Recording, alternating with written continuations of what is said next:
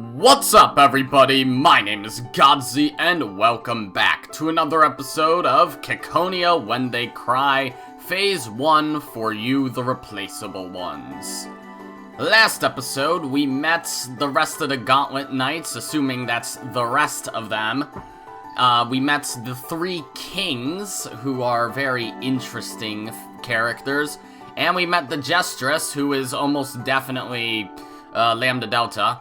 Well, not necessarily Lambda Delta, but, like, still technically Lambda Delta, if that makes any sense. So, like, Takano, Lambda Delta, Jestress. That's basically what I'm saying. So, yeah, we met all those characters, struggled to make voices for them. One character had a weird character in their, letter in their name that looked like a T, but the dash in the middle was crooked. I had to look up what that character actually is. And it's like the Polish L, so I think it's still just it's pronounced with an L sound, so yeah, I forget what that character's name was, but when we see him again, I'll hopefully know how to pronounce his name properly, so yeah, even though I got it right from the get-go, so yay. Anyways, I did get 2 comments specifying that, yes, there will be character bios. I think they said, like, at the end of Chapter 3. I don't know if that means, like, after Chapter 3, like, at the beginning of Chapter 4, or sometime during Chapter 3. Who knows, but we're on Chapter 3 right now, I'd assume, unless I'm counting wrong, which, hard to go 1, 2, oh fuck, where do I go from here, but, yeah. Anyways, let's just get back into this. A new room has been created, Poyo. What would you like to call this room, Poyo? What should we pick? I suck at stuff like this. What are you doing, making a chat room? Does it matter? It's called the Warcat room. Okay, but what kind of room should we make it? Just whatever. Go ahead and copy the data from our hotel's banquet room. Nah, that'd be boring. They've come all the way out to Japan for this International Battle Standard Festival thing. Do you even care about being a good host? Anyway, what is it non-Japanese people want to visit in Japan? Kyoto, obviously. They can't visit there now even if they want to, so they'll like it, right? You can't use Kyoto's data in Japan. Oh, right, that thing. Every country's so strict these days. Is everything ready over there? I'm about to bring everyone over. Ah, crap, we've gotta hurry. Let's just do something from the hotel. Where do Japanese people like to relax after a match? Well, when we're done with work, we take a bath, I guess. Ah, perfect! Japanese inns always have big public baths at their selling point, right? I'll do nicely. Something about that seems wrong, but okay. I've pulled the public bath data from our hotel's website. Got it. So, something like this. Miyao manipulated several things on his mental tablet, and the dark world instantly became the public bath of the hotel where the AOU Japan athletes were staying. There was an open-air bath on the outside and a sauna on the inside. A splendid example of a Japanese-style public bath. Personally, Miyao felt it would be really weird to have a post-match celebration in a public bath. However, Jaden said this was so much more Japanese, so he gave in reluctantly. Is the room ready? Please tell me its name. Okay, random it is then. Room name, It's a Rap Public Bath. Roger that, Poyo. You have created It's a Rap Public Bath, Poyo. What's up with that name? Well, you think of a better one. Ooh, that's incredible. You made it the bath at our hotel, huh? Too bad I'm my avatar and can't take my clothes off. I mean, you could just put on a naked mod. Oh, amazing. If you put your foot in the bath, you can actually feel the hot water. I figured there'd be no point making it a bath if you didn't reproduce it with at least that much detail. Someone wants to enter the room, Poyo. Will you give them access, Poyo? Ah, everyone's here. Miyao, please give them access. Sure. When Miyao gave them access, the enemies they'd just been fighting to the death appeared one by one near the bath. Thanks for coming, everyone. Please relax. Ooh, they really came. I mean, I'm still not sure about this. If those COU guys ask who the Glass C belongs to, what should we do? I'd rather not start a death match when the competition's already over. Same here. One moment I start saying the Atlantis spirit field is on the high seas, so the ACR can't keep it all for themselves, and the next we're kicking off World War IV. Oh yeah, fuck. What voice did I give you again? You were one of the characters I forgot about. I'm Ling Ji of COU China, the captain of Bai Bao Squad. I thank you for inviting me here. Oh yeah, and I gave you Felix's voice, which is kinda unestablished, but still. Shit, how does it go again? How shameless to hold a party in a public bath. As I suspected, the people of AOU Japan have lost their Japanese souls. Who knows, maybe she'll change into a nude avatar to match the scene? How shameless can one be? Princess, you need not remain in this undignified room a second longer. True, it would be undignified to enter a bathhouse with a clothed avatar. Oh, but didn't I have a bath towel avatar? Princess, you mustn't! No! Thanks for the invitation. I'm Aisha from COU Indonesia. This red-faced weirdo is Momotake from COU Japan. Oh yeah, and you were the super serious person, whose name voice I also forgot. I'm Sujatha of COU India, captain of Suparna Squad. Oh yeah, and you. I'm Rukshana from COU Saudi Arabia. I'm Andri, Suparna's peacemaker. Hey there, woo! Oh, I'm from COU Madagascar. Racially, I'm closer to that guy and gal, but a bunch of stuff happened and I'm in the COU's faction. Nice to meet you. Okay, and you, yes, it's gonna take a while to get used to the voices I've given all these characters. Perhaps we should avoid the topic of the Mozambique Channel dispute today. I'm Rethabil, leader of Squad 601 from ACR South Africa. I'm Ishak from ACR Algeria, serving as Princess Rithabil's caretaker and guard. And I'm Abdo from ACR Senegal. If you notice anything strange about the princess, whisper to us instead of telling her directly. Too much honesty can be painful after all. There's nothing there. I didn't even... Wait, didn't I give you Beatrice's voice? There was someone I gave Beatrice's voice to, wasn't there? I forgot. I think it was her. There's nothing there. I didn't even spill any sauce or breadcrumbs today. You ought to praise me. Princess Rethabil is a member of the African royal family. I never thought I'd see a princess in this day and age. Oh yeah, you. I don't even remember giving you a voice at all. Newer, you were with, the Cairo group, which was like one of the only group names I could remember. I'm Noor of the ACR 1st Aerial Night Corps, the Cairo Memorial Squad. I'm from ACR Egypt. This cool, mysterious girl is Mariana from ACR Angola. Yeah, you. Don't touch me so casually. I'm Mariana. This fluffy little cutie is Gannett from ACR Ethiopia. Pet. Don't run away. Stop petting my head! Only big sis Noor gets to pet me. Stop smothering me. Don't touch me, Noor. You guys seem a bit... crazy. Don't run away, Gannett. Oh yeah, and you three. Oh my god, those three are so Yuri. Yuri is love's purest form. Neither countries nor factions nor continents can stand in its way. We're the ABN's 12th Holy Agent Corps Yeladat Shavit. The three of us will... Jesus Christ, these three are goofy. Show you humanity's greatest and most miraculous harmony.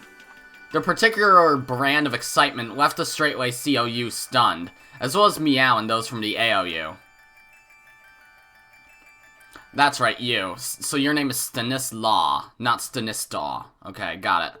Stanislaw. I gave you Linhart's voice, I remember that for sure. They're also in charge of PR for the kids.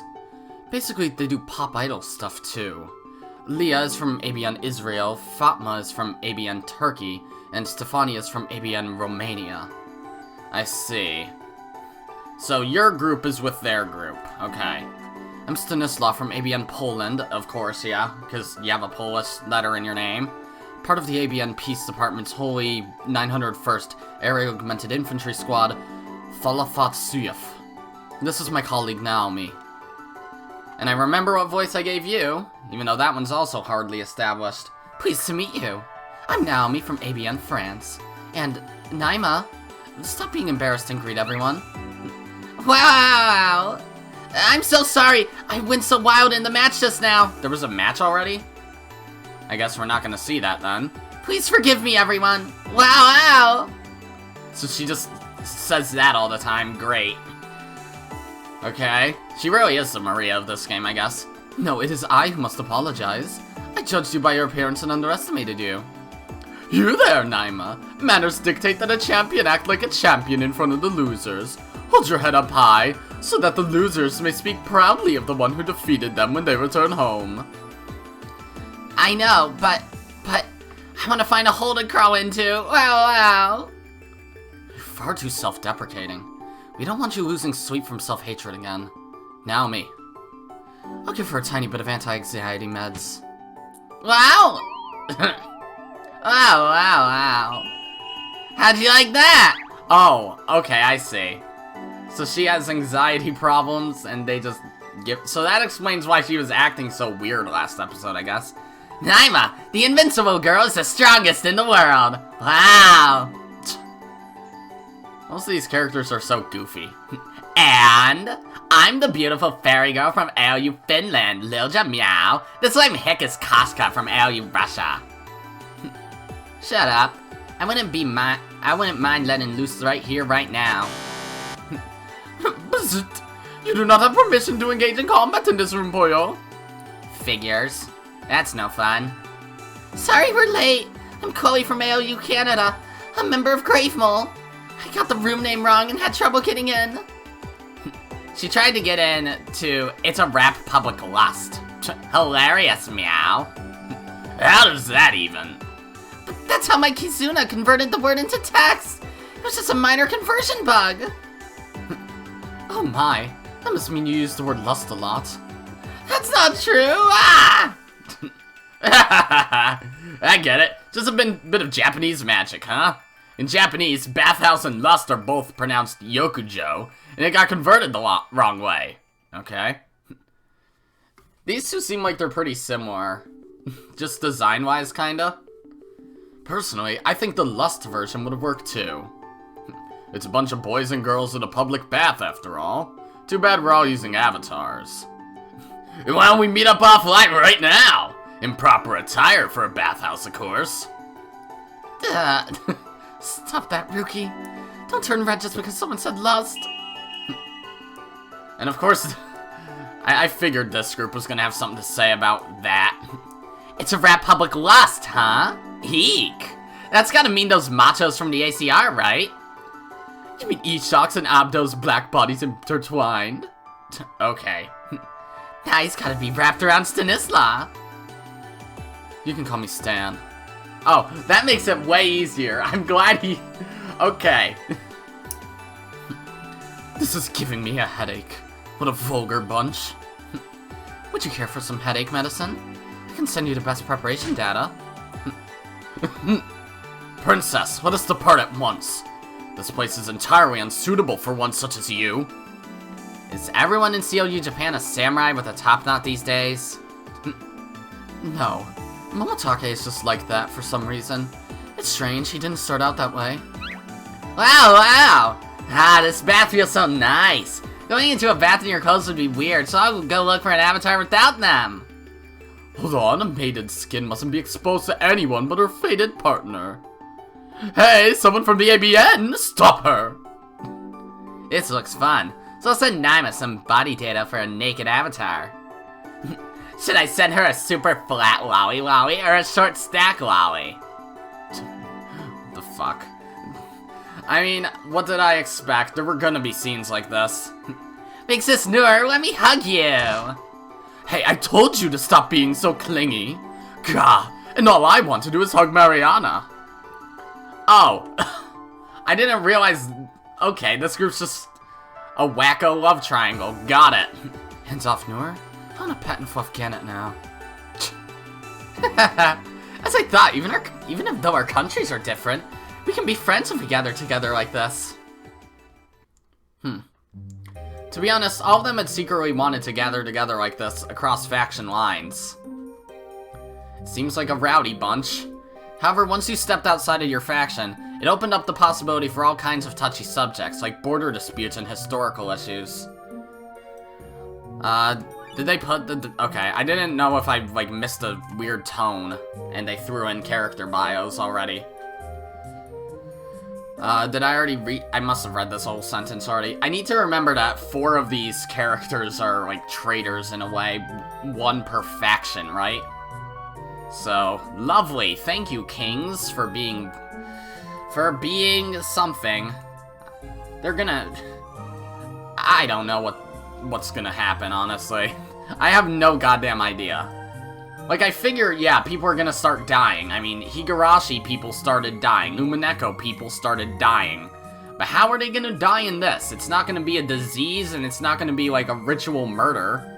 Even though Umineko wasn't a ritual murder, but it's kind of set up like one, sort of. It's more like, well, I can't think of a better word than ritual, but they were following steps, so yeah. They were used to this era, so they were fully aware that all sides had things they wanted to say. I might as well say this now. Anyone who's unfamiliar with Higurashi or Umineko, you might not be terribly safe from spoilers watching this series. Just figured I should mention that, so yeah. And they were more than a little afraid of encountering the kind of fierce debates you saw on social networking sites. However, when they finally met, not a single person said anything like that out loud. In truth, before coming here, some of them had been eager to question their political opponents on various issues, arguing them down. Ah, I see. The ALU and the COU had the Central Glass Sea of Japan border dispute. The COU and the ABN had the Kashmir Spirit Field Joint Development Dispute. The ABN and the ACR had the dispute over ABN occupying forces based in the northern African continent. The ACR and the ALU had the Atlantis Spirit Field Dispute. I see. And then there was the issue of ALU Russia interfering with ABN Ukraine, and COU Madagascar and ACR Mozambique's conflict over the Mozambique Channel. It might get confusing with all those initials, but simply put, every faction always had some issue with every other faction. So, what were they again? There's ABN, COU, AOU, and ACR, right? Problem is, I don't know which one's which. I think AOU is Miyao's group, right? And COU, is that the one with the Cairo group and the other one that they're with? I don't know which other group they're with, though. Even though soldiers around the world were supposedly warriors of peace who held up the walls of peace together, everyone had been a bit unsure whether they'd really be able to get along if they interacted directly. However, when they actually met, it was like this. Everyone thought the same thing in their hearts. There may be a lot of problems in this world. There's no helping it. National borders don't just divide the world into countries, but into sets of principles and opinions as well. Borders aren't evil. They're like the walls of a water tank. Land animals live on one side and water animals live on the other. If you lose your national borders, then you lose the walls of that tank. All the land animals will drown, and the ocean animals will lose their water and die. Okay. In the first place, it's arrogant to assume that all life should live the same way. You have to admit that even humans live in different cultures, with different lifestyles and different ecosystems. So if national borders are necessary, you must admit that principles and opinions can be different when you cross those borders. Just leave arguing about such issues to diplomats and internet patriots. Do they all have like a common language though? Because there don't seem to be language barriers, but there should be. Even among like actual groups, because Gunhild is from Norway, right? She was, or was she Sweden? I think she was Sweden. And then Jaden's United States, and Miyao's Japan. There should already be language barriers there, but they seem able to communicate, so I guess there isn't a language barrier. So that's cool. All of these people were born in different countries and attached to different factions, except for Miyao and Momotake, but they're still in different factions anyways. And yet today, in this place, they were friends who had all worked hard to become Gauntlet Knights for the sake of peace, or at least because they had simply become fascinated by the sky. After meeting like this, they were all able to think that. Hey, who here uses Kizuna? Everyone raised their hands. Kizuna was a free communication tool developed by a Japanese business. Its main function was conversation translation. Oh, wow, okay. Answer my question immediately. So there is a language barrier, but that allows them to speak with each other. Okay. Countless similar programs competed for market share, and in the end, Kizuna had been declared the winner. The Japanese company that made it was just a small collection of young people, so small that they'd be conceited to even call themselves a company. At first, its capabilities and all other aspects of it were nowhere near as efficient as those produced by massive corporations around the world. Furthermore, tools like this made people react like imprinting checks, and that they tended to always use the first tool they installed and were used to. That was why massive corporations created several tools aimed at youngsters. However, in the end, those youngsters turned their backs on all those tools. Of course, the young wouldn't be swayed by features pushed on them by old people running massive corporations, resting on their laurels while scheming to gain an economic advantage. They always had ATM-type features, greedy service contracts with cancellation fees, and so on. In the end, those convenient features always came at the cost of being dragged into some paid service or else having your data collected. The usual malicious things adults did. Fair. In that environment, the simple tool called Kizuna spread by word of mouth to more and more young people everywhere. The circle of youngsters wanting to support it spread across the world, and young engineers from all over the planet cultivated it. In this way, the tool youngsters used to translate conversations, Kizuna, was created solely by the young. I see. It was passed around by young people all over the world, and now it had the greatest usage rates everywhere, at least among the young. The massive corporations realized their mistake and tried to buy up Kizuna, but the tool created by the young and for the young never fell into the hands of greedy adults. I see. So is everyone, like, younger than 18 in this group? A lot of them seem like they're older, or at least they act older. Maybe it's 20, though, because, like, the legal adult age is different in different countries, because I think it's 20 in Japan, and then it's 18 in the United States, so yeah. To this very day, Kizuna helps to translate conversations between young people who speak different languages, making communication possible. I see, okay. Even now, young people around the world continue to strengthen its translation and dictionary capabilities, making it capable of translating even modern slang. Wow. As could be seen here, people from dozens of countries were speaking frankly in their native languages, but it was all being automatically and quite smoothly translated by the Kizuna apps each of them had installed. No one had problems communicating. Long gone were the days when language was a barrier to forming friendships.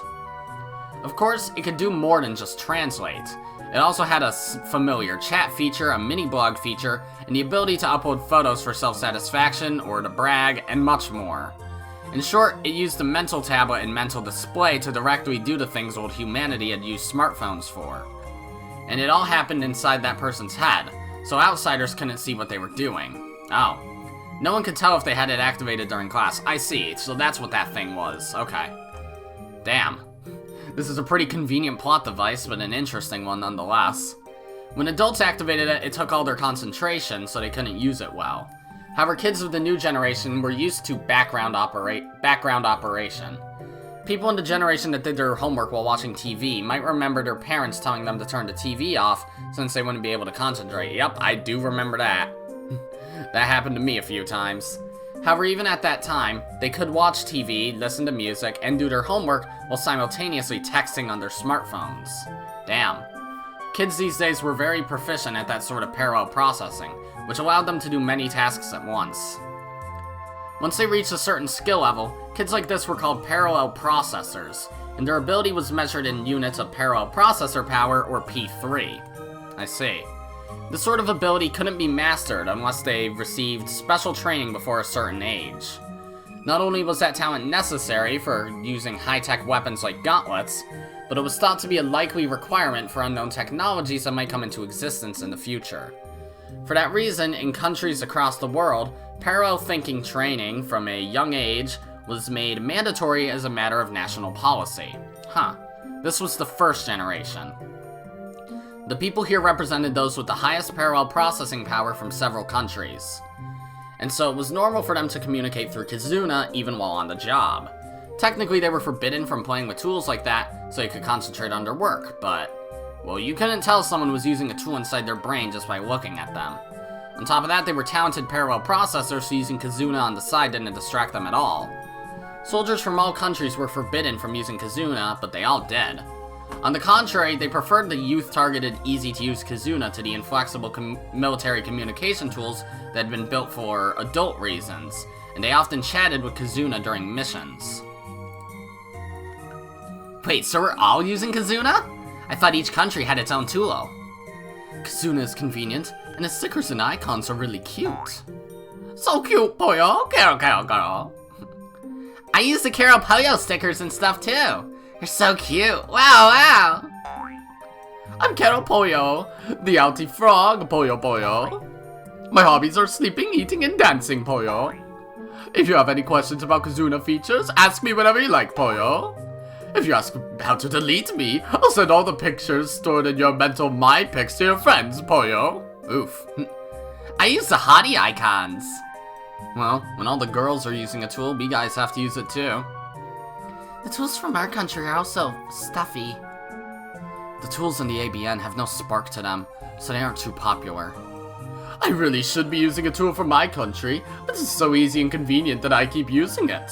I don't really care which tool I use, but everyone around me uses Kizuna, so I reluctantly gave in. I used to use something else, but I switched over because everyone I knew used Kizuna, Miyao. Kizuna has so many free games! Of course. I make friends just to get hearts in Wanyadora. That's a reference to something, but I don't know what. Me too. Oh, you do Wanyadora? Hey, who's your main? Okay. I used an ultra rare Wanyanis I built up into a counter stop. Yeah, we've got ourselves an addict! I'll send you reinforcements, so tell me your ID! The rules forbid it, but the princess likes Kizuna, so...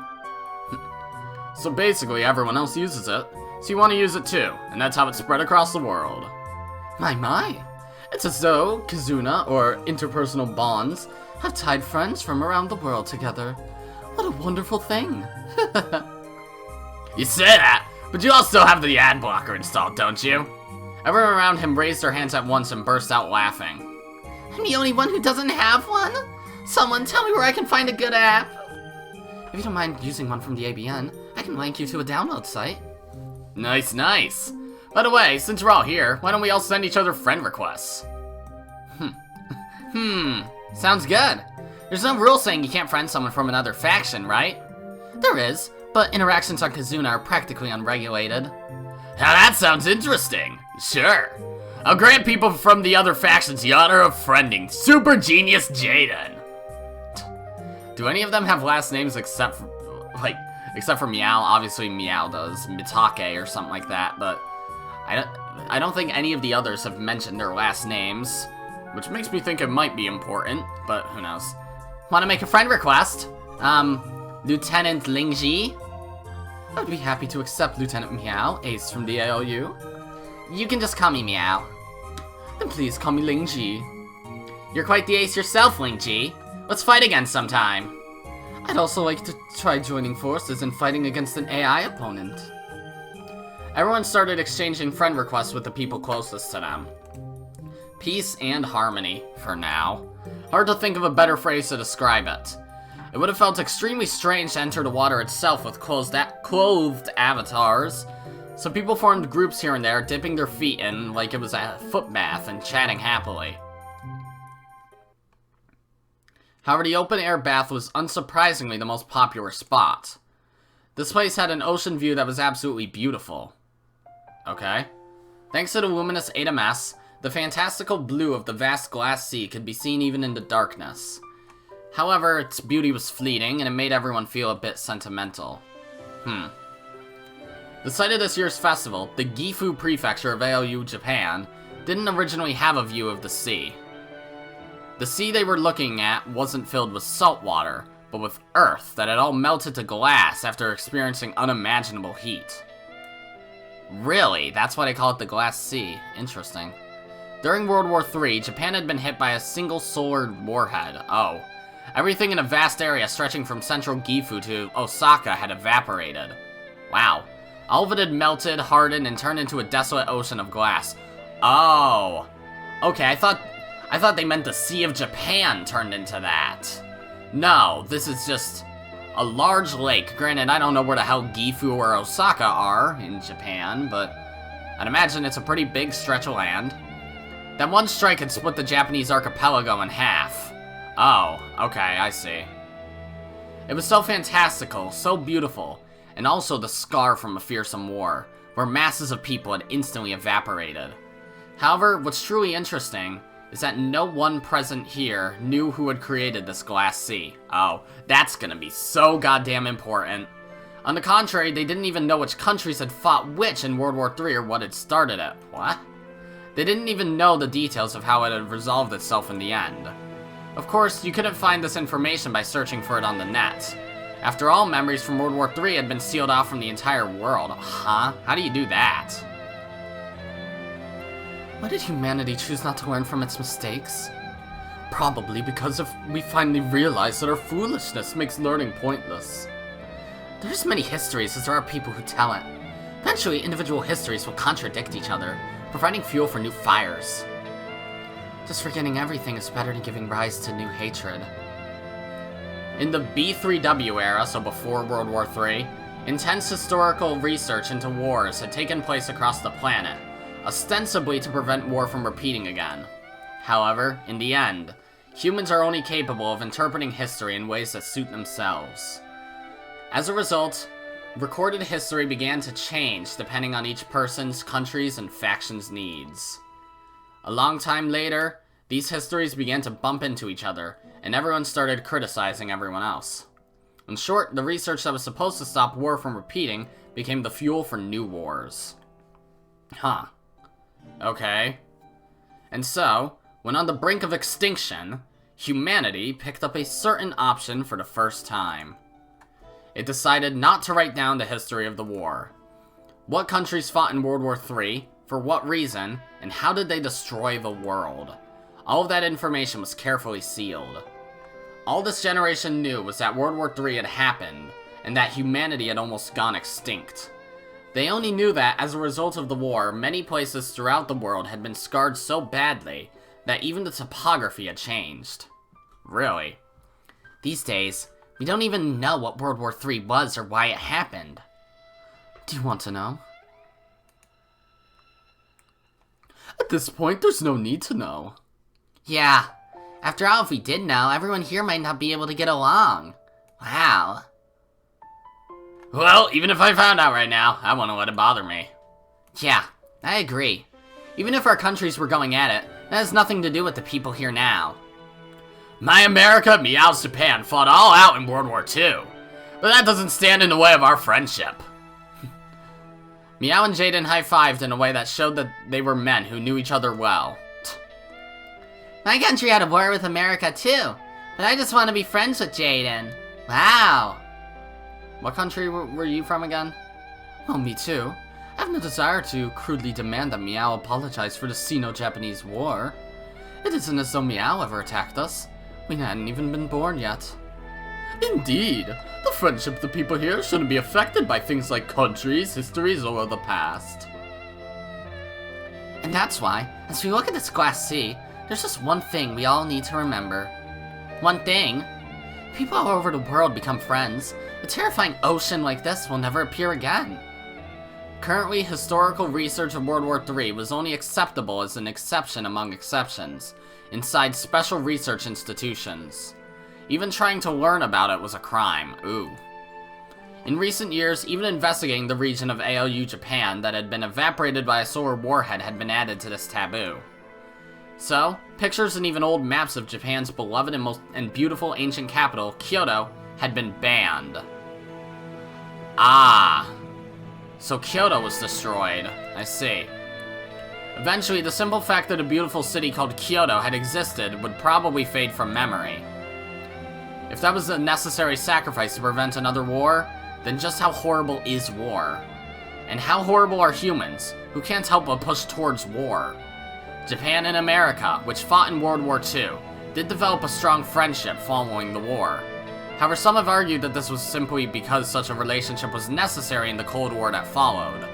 The Cold War, I've probably said this somewhere on my channel before, that's the most pathetic era of human history ever, and you cannot tell me otherwise.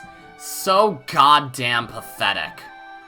In the end, as long as countries led people by the nose, it may be fair to say that everything happens for the convenience of those countries, regardless of whether people end up hating each other or becoming friends. As for this fantastical, blue, beautiful, glassy... Well, honestly, slavery was pretty bad, too. That's probably more pathetic, but Cold War is definitely really goddamn pathetic. Everyone had chosen to ignore the fact that crowds of people had evaporated and died here in an instant. Maybe they had finally accepted that humans aren't creatures who can learn, but creatures who hate each other and long for war. Listen, everyone. Miyao shook his head slightly, regaining his bright expression, then stood up and spoke to everyone. Oddly, despite how many people were here, they all had the same look on their faces. You know, we may be from different countries and different factions, and who knows how this world is gonna turn out. But no matter how much time passes, no matter what happens, I'd like for us to be friends. Ling Ji felt exactly the same, and so did everyone else. They all looked at each other and nodded. I agree. We're all friends supporting the Walls of Peace together. Someday we may meet again as enemies, but still, oh fuck. Is this gonna take a fucking 3 houses turn? Fire Emblem 4 factions, oh god. We'll still be friends! Indeed. There is a great difference between opposing each other with hatred and doing so with friendship and respect despite our differing factions. In the first place, our sole mission is to give those old politicians time to cool their heads and resolve disputes. Yeah, Meow. I don't want to start killing each other because some old person orders me to, meow meow. That feels like foreshadowing, Lilja. That's right, Ruki. We aren't the adult pawns. Exactly. There's no need for us to kill each other. We just have to buy time so those old people can chill their boiling heads.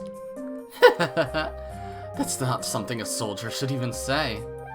We're comrades supporting the Walls of Peace before we're soldiers. That's right. We didn't come here because we wanted a war. We're here because war's no joke. Even if there is a war, we should resolve it with matches and games like today. By now, everyone had the same feeling, the same words on the tips of their tongues. Miyao, the one who had brought up this subject, spoke those words aloud before anyone else. No matter what the world, what those asshole adults say, we definitely won't kill each other. So, you don't think that would be impossible? While still carrying out our duties as soldiers? If your shield breaks, you should surrender willingly and retreat. And you should never chase after people when they do that. Wow! After all, our left arms are so valuable, they can't afford to let us get shot down needlessly. That's right! Even the Itma says you can't attack an enemy who's lost the will to fight. Does that just apply to those of us present? It doesn't, right? My friends' friends are all my friends. Okay. Let's have our friends and everyone else's friends all be friends. At this moment, all the Gauntlet Knights in the world just became friends. I'll make my friend list visible to all of you. I second that. I'll make my whole friend list visible too. I don't have any friends. Then start packing your friend list today. You'll have so many Wanyadora hearts, you won't know what to do with them. Oh, okay then. Of course, just sending a friend request didn't automatically make them best buddies. Herder. They were probably doing it partly out of politeness, sort of like exchanging business cards. And anyway, what did it really mean to send a friend request to someone from a different country whose face you've never seen? However, even if it was just a formality, at this very moment, all the young Gauntlet Knights, who wielded the cutting edge of the world's military might, were joined by bonds of friendship.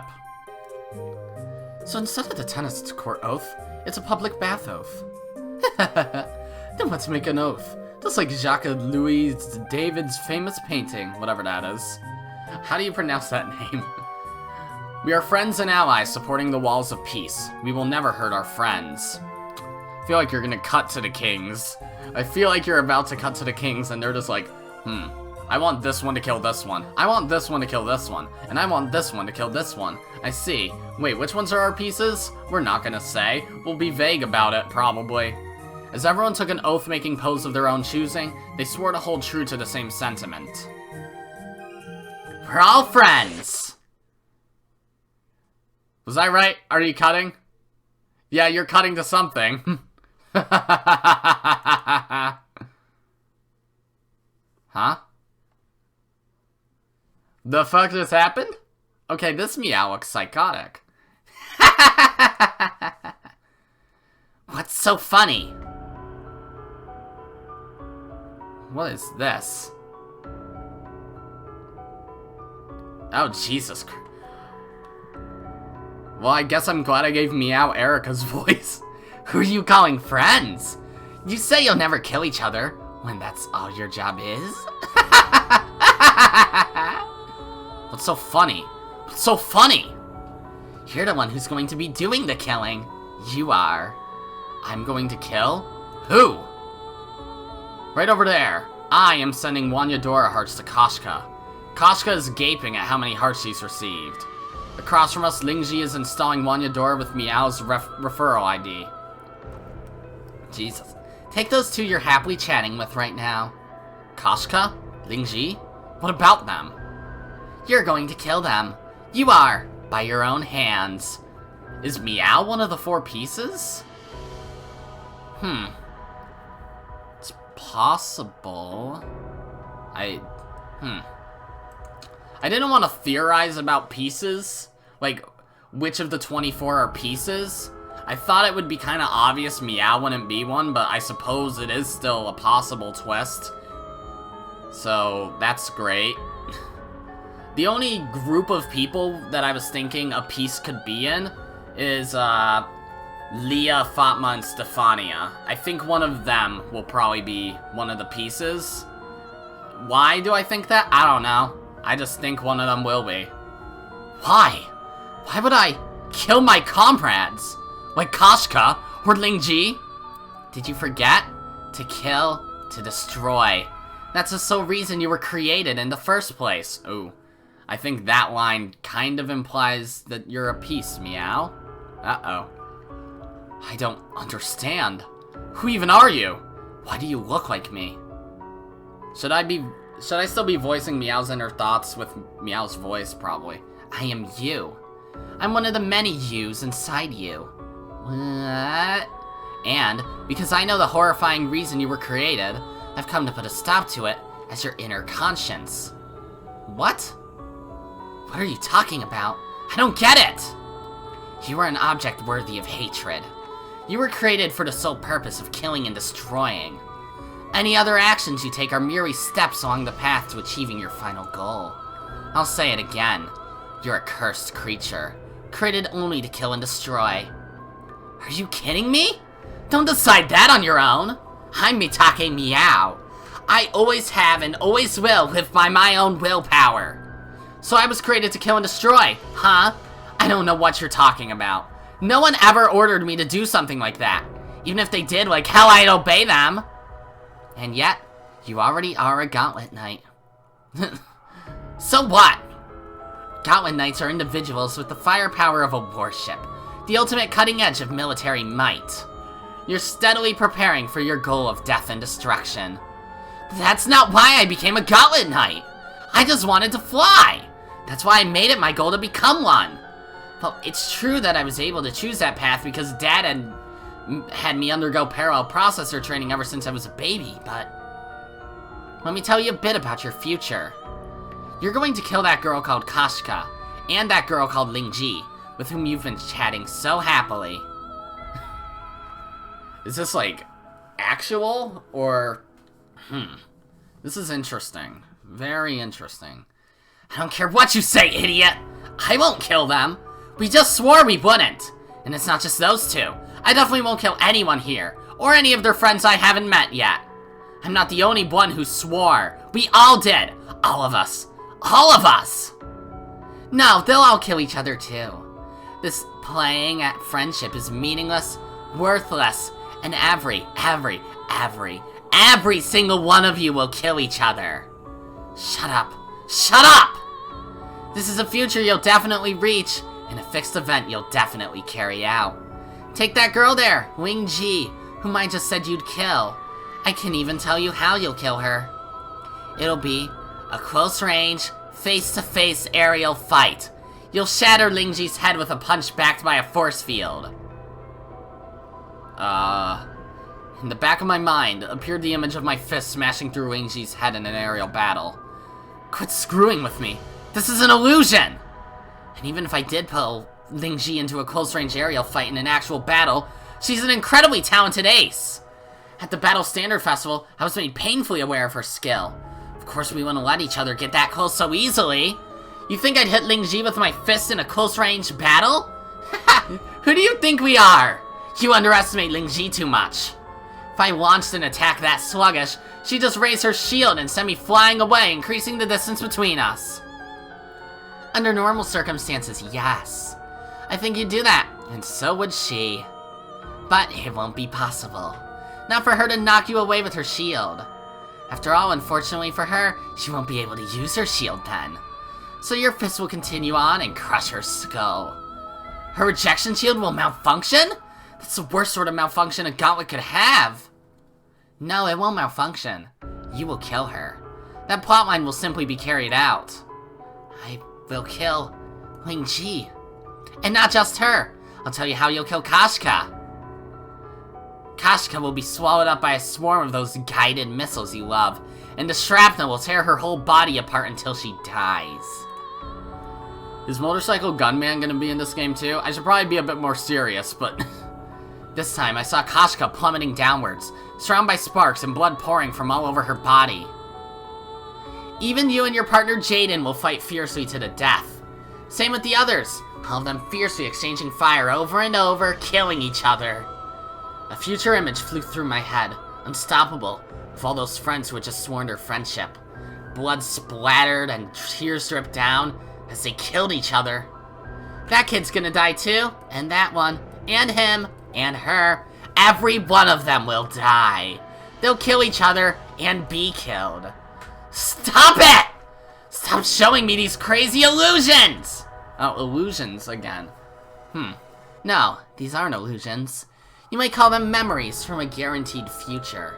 You exist, therefore this future must happen. Because I exist, oh. I exist, so everyone's gonna die? I'm gonna kill them? No, I don't want to kill anyone. I want to be friends with everyone forever. You want to protect this world of friendship, where interpersonal bonds join all of you together? Of course! I'll protect it! I'll protect friendship and peace throughout the world. That's why I became a Gauntlet Knight. Well, there is just one way to protect this world. Tell me, don't leave me hanging! I want a world where we never become enemies. It's very easy. Just will yourself to disappear. If you do, no one will suffer or be sad. Huh. Yeah, I guess there is some sort of a parallel then between Miyao and Battler. Because, like, the whole thing in Umaneka was with Battler. Beatrice said in, like, episode 4 or something,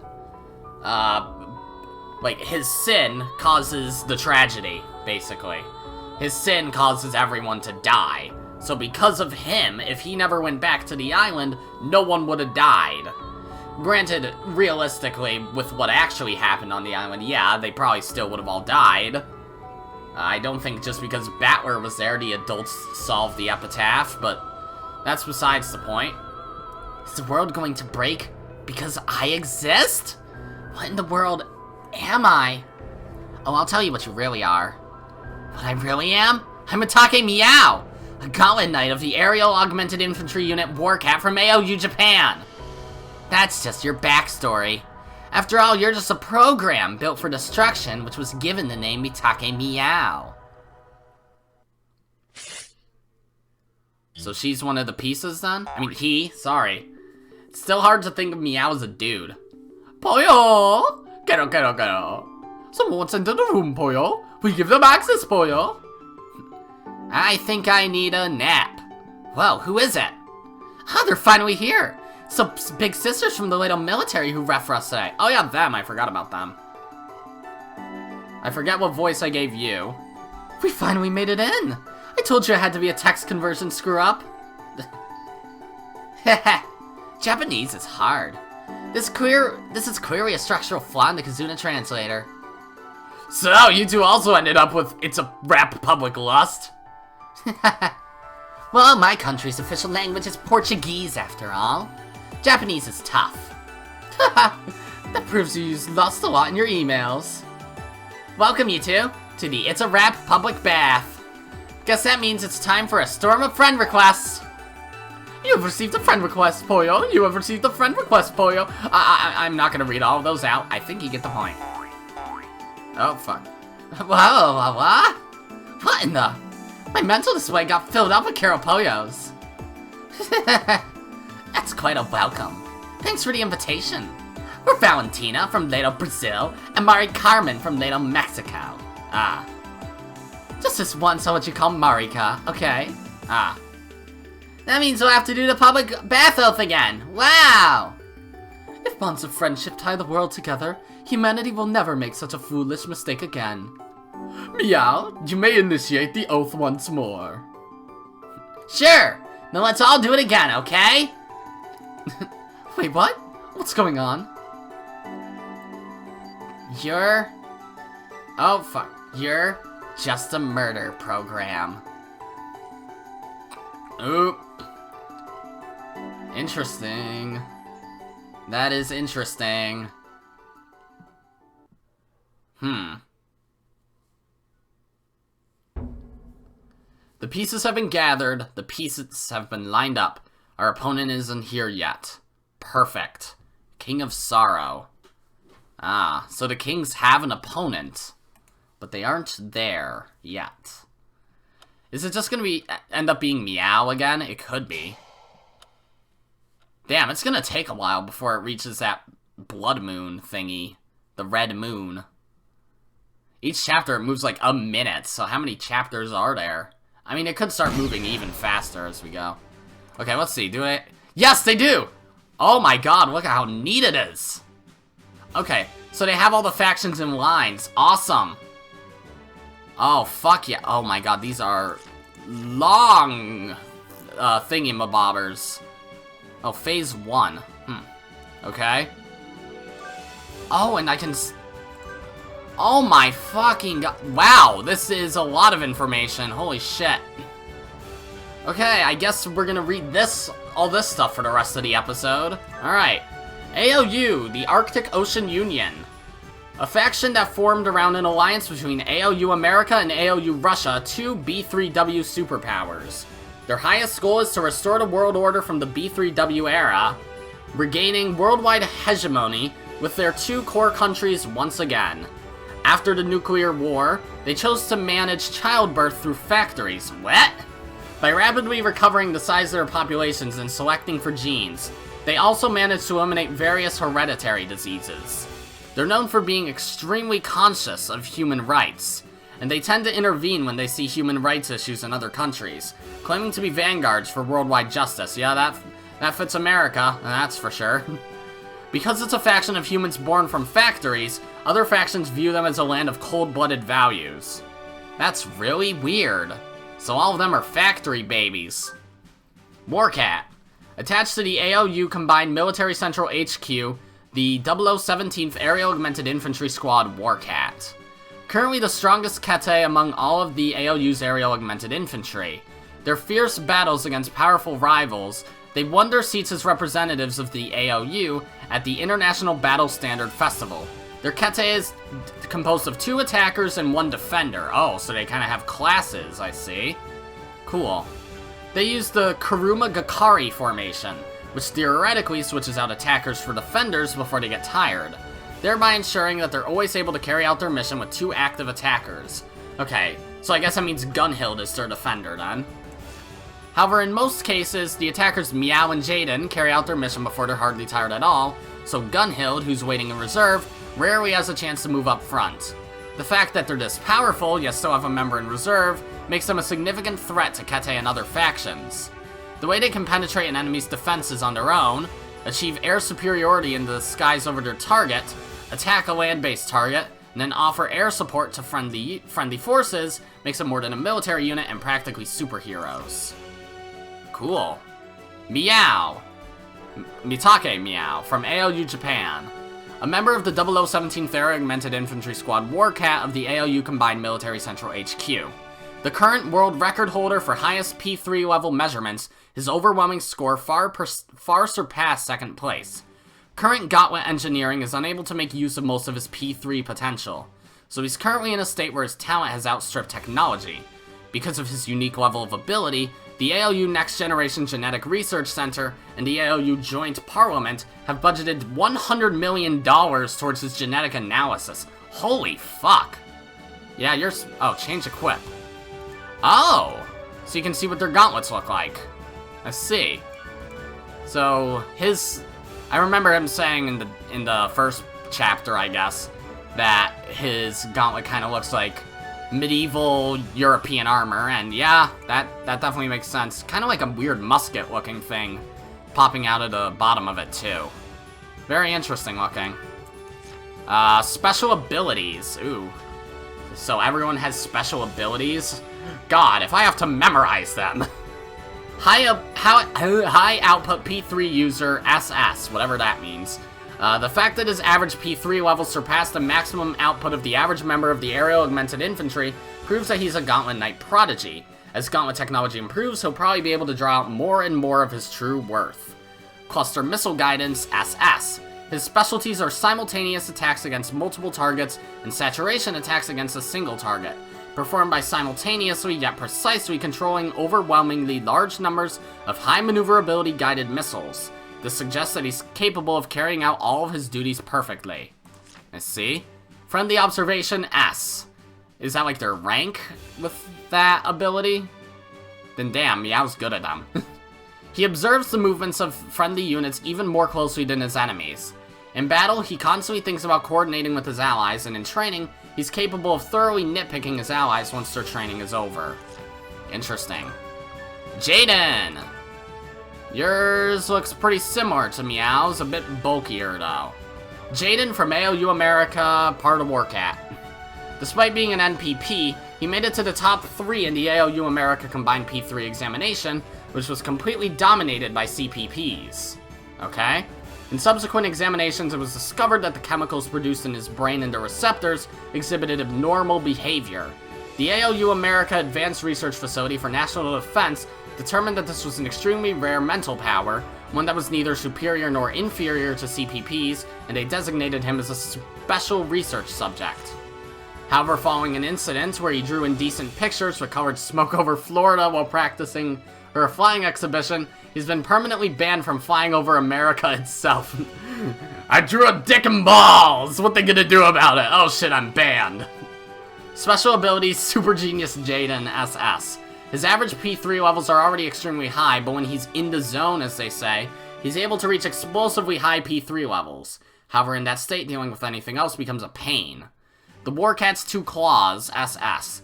The word devastating doesn't do justice to the scale of the saturation attacks he and Miyao can launch when working together, but according to Miyao, that's pointless overkill, and there isn't really any need for Jaden to be there shooting too.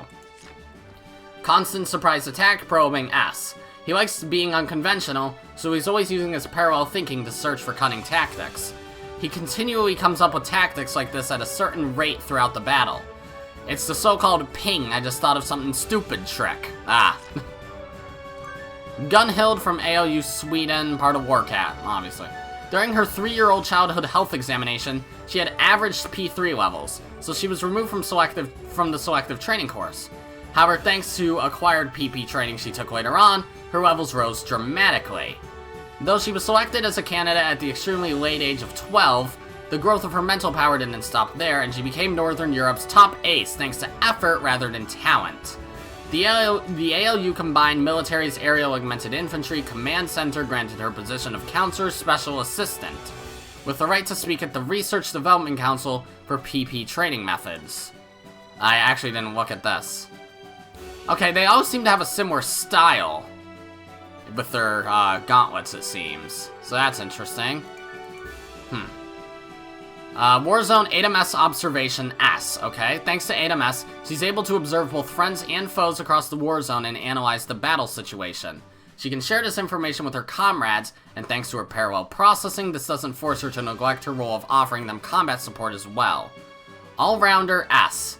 Because she can do anything skillfully and flawlessly, she can switch positions with anyone in battle, taking their place. However, Miyao and Jaden can't take her place. I see. PP Training Methods S. She's capable of serving as an instructor for P3 improvement training, aimed at those with low P3 levels. Some people have actually become aerial augmented infantry members thanks to her instruction, and most of the trainees adore her. Alright. Grave Mole. Attached to the ALU Combined Military Giroi Level 4 Heavy Military Research Center, the 100th Aerial Augmented Infantry Experimental Squad Grave Mole. These are mouthfuls. An experimental squad attached to a military research center. It was entered into the International Battle Standard Festival as the result of a political decision for the purpose of collecting research data. Their kete is composed of 2 defenders and 1 sniper. Ooh, okay. Making for an extremely defensive pattern. Chloe manages all the autonomous weaponry used for establishing a position, Lilja controls the skies with a swarm of air defense drones, and Koshka focuses on intercepting attacks as a sniper. I see.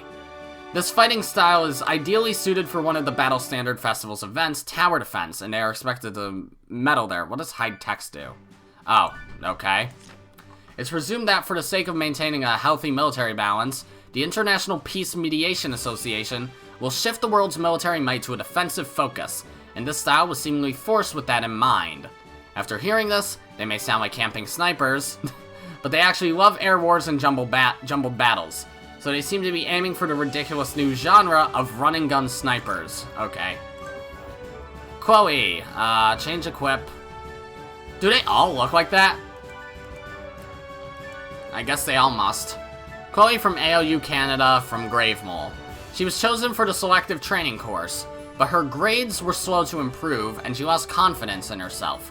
Her grades tended to be particularly bad when working with groups, and an excessively low level of self-empowerment was diagnosed as the cause. Currently, she takes part in counseling and mental power correction research at the Giroi Level 4 Heavy Military Research Center. Partly because of her results there, she is now known as one of the most capable Gauntlet Knights in North America. Special abilities, Autonomous Weaponry Fire Control SS. Her ability to access autonomous weaponry on the battlefield and supply them with her high-level fire control is far ahead of the pack. She can even hack into the enemy's automated weaponry. Force Control of Research Subjects S. She has been given emergency codes that allow her to electrically suppress Giroi research subjects if they get out of control.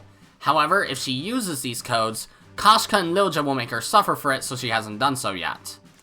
Okay. Specialty and Solo Action A, I see. So yeah, that must be their rank with certain abilities. When taking solo action, her P3 levels rise dramatically. However, when flying with others, they dip dramatically. Ah. Chloe wants to leave Grave Mole so much, she writes up requests for transfer every month and has them denied by Okanogi. Ah. Okay. Koshka from ALU Russia, and she's also from Grave Mole. She is currently serving time as a Class 1 criminal. Oh, okay. Her crime is not public knowledge, but has been allowed to leave in exchange for volunteering as a research subject at the Giroi Level 4 Heavy Military Research Center. Okay, Koshka. That research center and the Russian government have not publicly released details concerning her mental capacity, so her talent and potential are unknown. Huh. Oh yeah, what's her equipment? Oh, that one's a bit different. Oh yeah, she's a sniper, so she has like a giant sniper rifle on her gauntlet. Of course. Duh. The range of her P3 level varies widely and is unstable. However, though it's unofficial and only happened once, she has supposedly surpassed the highest P3 level measurements of Miyao, the world record holder, by a considerable margin. Huh. That's interesting, so she's kinda all over the place. Oh my god, oh, it's just on one page. Special abilities, Pandora's Box SS. This is apparently a codename that researchers use to refer to her brain. It is said that all sorts of disasters are packed in there, and that hope lies at the bottom of it all. Sixth Sense Predictive Sniping S. Her predictive sniping, using a sixth sense that isn't based on formulas or statistics, is accurate too often to be easily dismissed as a fluke. In the simulator, she's even succeeded at sniping ricochet flying targets on multiple occasions. Poor Dimension Container Affinity, -A. The amount of weaponry she can store in her Dimension Container is extremely small. She's chosen a powerful anti-augmented, anti-aerial augmented infantry electromagnetic battle rifle to occupy her small weaponry supply. I see. Lilja, what does yours look like? Very beefy. Very beefy gauntlet. Lilja from AOU Finland, part of Gravemole. She is currently serving time as a Class 1 criminal. Oh, and okay, another. That explains why Chloe is so fucking, not good with them, I suppose. Damn. Her crime is not public knowledge, but has been allowed to leave in exchange for volunteering as a research subject at the G-Roy Level 4 Heavy Military Research Center. Her grades at the Suomenlinna Aerial Augmented Infantry School before her arrest were incredible, and her records at that school still haven't been broken. Large changes have been noticed in her personality and character since her imprisonment, and some sort of experiment at the research center is rumored to be the cause. Special abilities, Clay Girl SS. This is apparently a code name that researchers use to refer to her brain. It said that God made humans out of clay, but also she was in a different building than Koshka at the research center. So neither knows what sort of secrets the other might have, okay? Air Power Control A. Her control over the skies, obtained by advancing thick waves of autonomous weaponry, can force any enemy to retreat or die once it's fully deployed. It's a powerful skill, but it takes time for her to deploy it.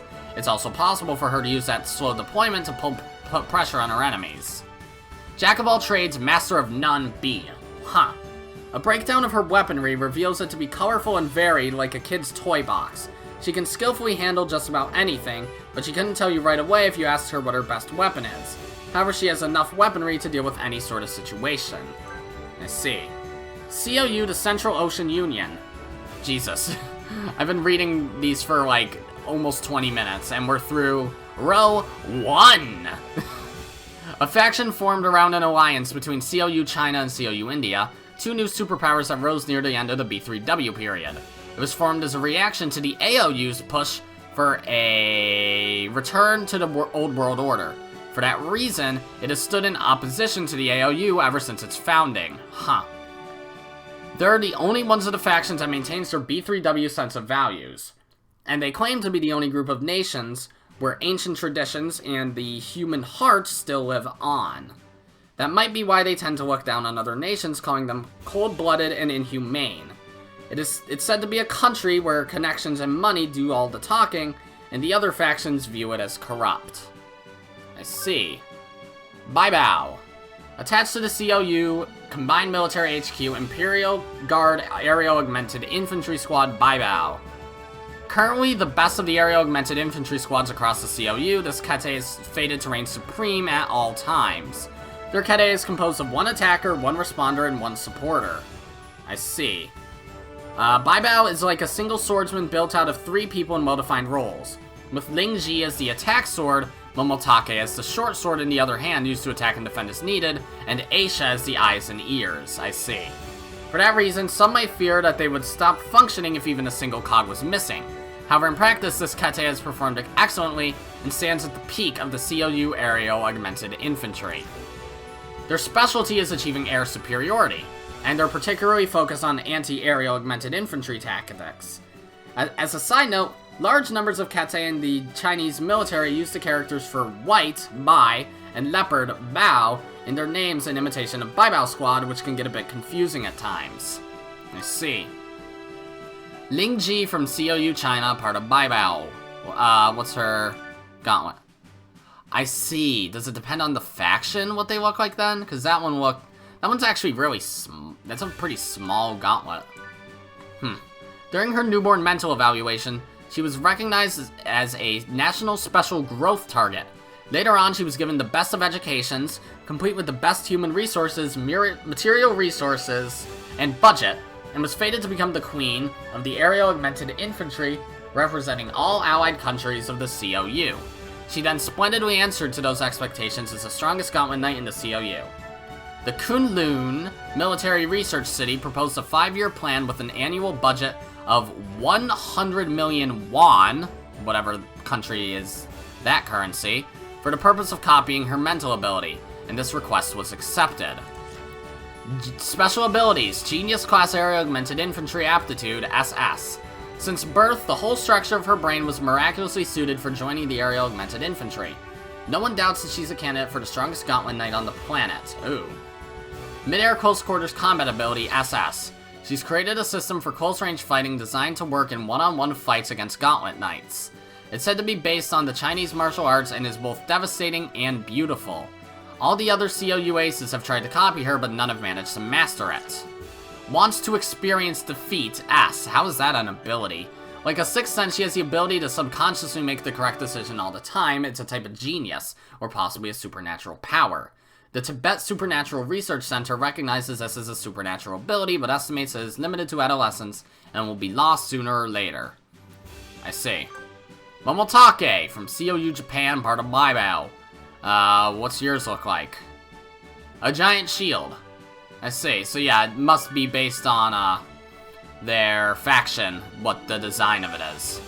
He was assigned to Baibao Squad, where for the sake of providing support to the COU's Queen of Area Augmented Infantry, Ling Ji, teamwork and communication were more highly valued than high P3 levels. Simply going by his numerical measurements, it would be hard to call him the best candidate, but it was determined that he was the wingman most capable of maximizing Ling Ji's potential. Even so, he is now the Naha Aerial Augmented Infantry School's biggest hero since its establishment, and they recently held an unveiling ceremony for a bronze statue of him. Oh wow. Special abilities Dimensional Slice SS. A finishing move possible only because, by applying his mental strength to the use of dimensional storage technology, he's able to cut his targets and make them vanish into alternate dimensions. The power of this technique is immense, but its reach is so short that it perfectly fits the definition of a cool finishing move. ADMS Stealth Shukuchi S. Okay, Ryoma. By using ADMS airflow data, he's able to instantly move into the blind spot of an enemy's Reaper's eye, sorry. However, he isn't able to collect this data himself, so he needs someone there to provide him with support. The warrior's stubbornness, minus A. He stubbornly refuses to interact with people whose power he doesn't respect. Until he met Ling Ji, the only person whose strength he acknowledged. He was just a loner area augmented infantry soldier who was hard to deal with. When he does find a person whose power he respects, he falls behind them like a dog. He's a bit clingy. I see. Asia from COU Indonesia, also part of Baibao. And yours is interesting looking. As a trainee, she was praised for being a hard worker and a model student, but her innate talent was judged to be below average. Later, she volunteered to be sent to the Kunlun Military Research City as a test subject. As a result of their research, they discovered that she was immensely talented at observing airspaces using ADMS, and she made a comeback as an area augmented infantry soldier focusing on specialized techniques for observation and detection. Furthermore, she later achieved good marks on compatibility tests with Ling Ji and was promoted quickly through the ranks to land in Baibao Squad. She would then become the ideal supporter to bolster that squad's efforts. Special abilities, ADMS Warzone Observation, SS. While she's in a war zone, the passage of time is always her ally. One by one, every element of the war zone is stripped naked in her eyes. The pressure this causes can be quite terrifying even if she never fires a shot. Analysis of combat situations and tactics. Using the vast amount of data she observes, she can make split-second decisions about the current combat situation and propose optimal tactics to deal with it. She is truly the eyes and brains of Baibao. Poor Air Augmented Infantry Aptitude, minus S. Her natural talent for being part of the aerial augmented infantry barely gets a passing grade. She isn't good with sudden mid-air movements either, and her ability to handle weapons only barely makes the cut.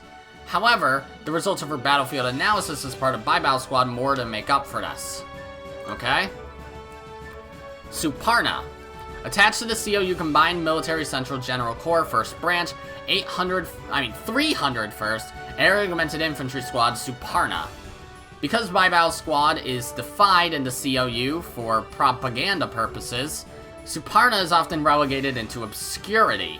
However, they're more than strong enough to serve as Baibao's other half, so they were unsurprisingly selected as contestants for the International Battle Standard Festival. Gurkete is composed of 1 responder, 1 defender, and 1 fire support. Interesting. They're the exact opposite of Baibao Squad, focusing mainly on fights that aren't against area-augmented infantry units. Typically, they attack from a safe distance using Andri's long-range missiles, while Sujatha and Rukshana defend him. However, the squad's leader, Sujatha, thinks this sort of tactics, designed for missile-equipped aircraft, comes from outdated Air Force thinking, and that it won't work in the current age where mid-air close-range fighting exists. So, she is apparently always petitioning her superiors to let them use a more modern structure and tactics, but due to their lack of understanding, she's made little progress. Okay, so you have a responder, a defender, and a fire support.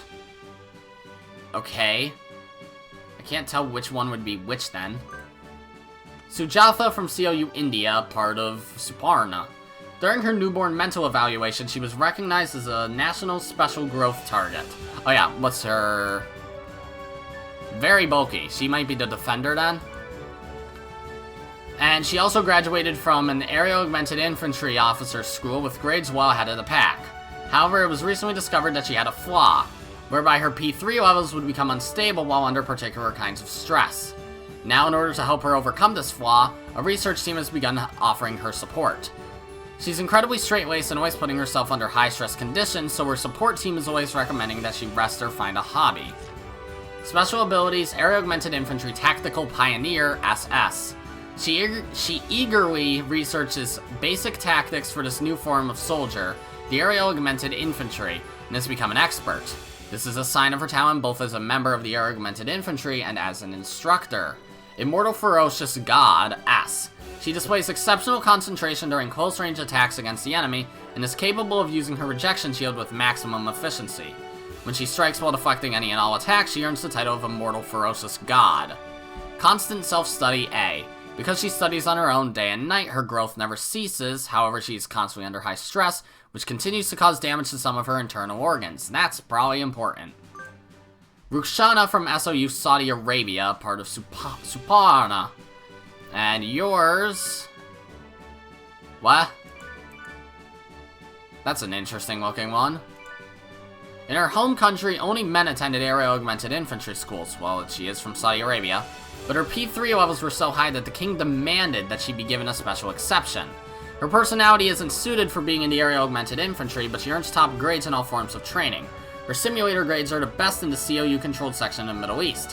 Her non-confrontational personality and tendency to focus on defense are thought to be signs that she best embodies the soldier who protects peace, so she is very highly regarded.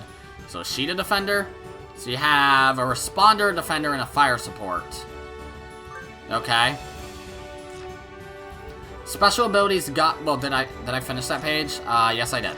Special abilities, Goddess of Protection S. Her ability to defend against enemy attacks is extremely high. She intercepts anything that can possibly be intercepted, and she'll protect her wingmen with her own shield if necessary. Possibly in exchange for that, her ability to attack enemies isn't particularly good. Rejection Shield Aptitude S. Her aptitude for using the Rejection Shield is very high, and she can rapidly and accurately deploy it with minimal strain. This is the exact opposite of Sujatha's ability, and can be used optimally when in a defensive position. ADMS Stealth Concealment S. Unless she makes sudden movements, she can slowly fade away before anyone realizes it, like a sandcastle against the waves, making her disappear from the view of the Reaper's Eye. Ooh. Okay. Andri from COU Madagascar, part of Suparna. Supposedly, the reason he wasn't discovered by the national exams was because he likes to slack off, and he wasn't at school on the day of the exam. Forgot? What's this? Big! Even though enrollment into the Aerial-Augmented Infantry course usually starts at preschool, he began at age 13, becoming the latest blooming ace on the planet, as well as the person who reached this position in the shortest period of time. Special ability Sweeping Lion SS. Ingenious and efficient. He can perfectly carry out tasks after seeing them just once. Wow. Even if it's his first time and he hasn't studied at all.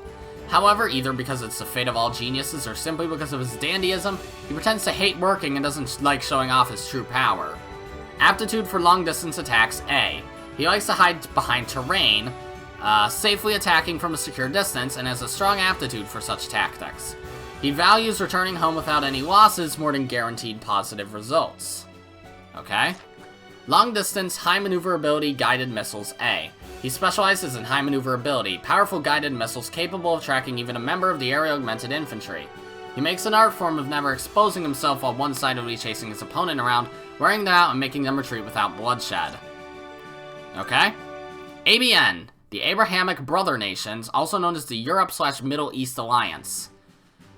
Using the end of World War III as a turning point, the three religions that once stood in opposition succeeded in a historic reconciliation. The result was this newly born religious nation group. They're extremely respectful of religious traditions and precepts, and for the sake of protecting religious freedom, slander against other religions is strictly prohibited. The religious police who oversee this are famous for being incredibly strict. Interesting. They claim to be a beautiful, reverent nation group that respects precepts, traditions, and religious art. For that reason, they pity other factions and work to expand their influence and evangelize. Because of the level of the religious police's authority, other factions think of it as a police state without freedom of speech. Oof. Thalathot-Suyaf. Attached to the ABN Peace Department, the Holy 901st Area Augmented Infantry Squad Thalathot-Suyaf. A kete formed around Naima, the ABN's mysterious trump card. This is another one-man ASAL team like the COU's Baibao Squad, okay? Their kete is composed of one attacker and two responders, or possibly one attacker and two supporters. Stanislaw and Naomi change how they support Naima depending on the situation. Okay. Until recently, Naima was assigned to an experimental division, and her very existence was covered by a veil. She first became known when she was chosen as a representative for the International Battle Standard Festival. This probably means that, as a research subject, she had reached a level of completion that made it worth betting on the honor of the faction on her at the festival. Will aerial augmented infantry battles be won with numbers, or will individual geniuses be able to dominate? Thalathot-Suyaf holds the answer to that question. That's a very difficult name to pronounce, honestly. Naima, from ABN Iraq. A member of the... yeah, she's part of Thalathot-Suyaf.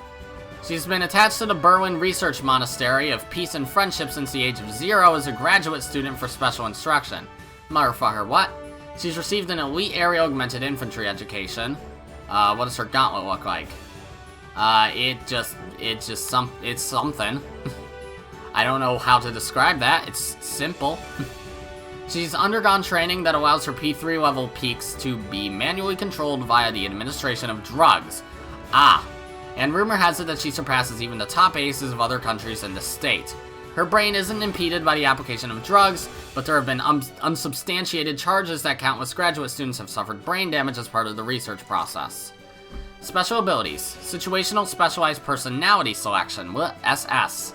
The administration of drugs makes it possible for her to freely change into personalities specialized to best fit the current situation. Yep, she is just Maria in this game. I almost thought for a second that her name is actually an anagram of Maria, but it's not. It would be if it was Rayma, but it's Naima, so yeah. Or Rima, I guess it would be pronounced. Each personality's ability to deal with each situation equals that of a world-class ace, and their combined power makes her a candidate for the strongest in the world. Brain Receptor Aptitude SS. She can gain the maximum possible benefit from administrated drugs, and can keep the levels of brain damage she receives to a bare minimum.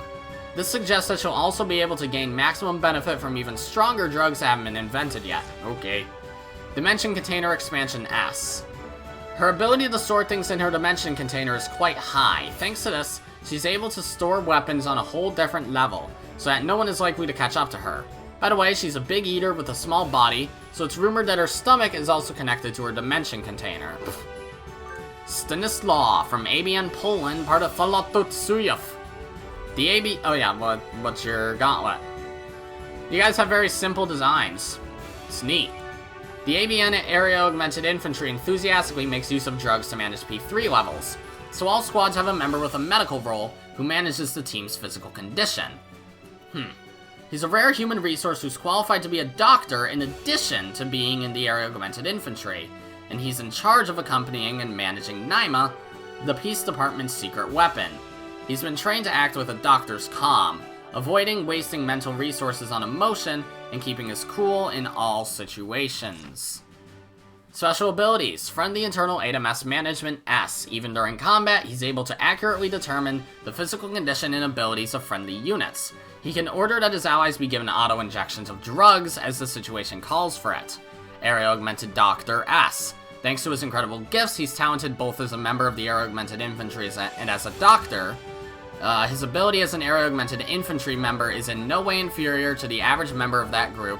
He's also well-versed in dieting and cosmetics, and quite popular among adolescent girl members of the Area Augmented Infantry.